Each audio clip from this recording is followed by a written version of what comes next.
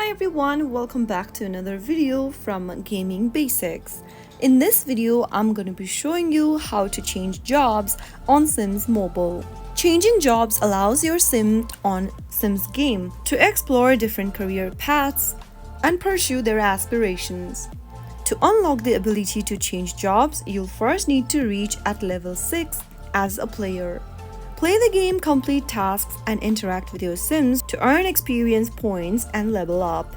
After you reach level 6, you can easily switch between jobs. Simply go ahead and explore through different locations and look for this little briefcase icon in order to find for a new job available on different areas throughout the game.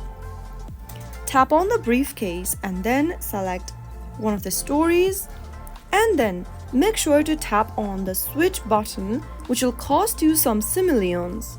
Tap on the switch button, which will then be able to switch your Sims career paths. So that was how you can easily change jobs on Sims Mobile. If you found the video to be helpful, go ahead and give us a thumbs up. Don't forget to subscribe to our channel by hitting the subscribe button.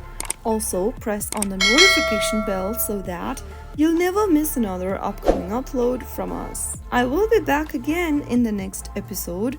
Thanks for watching.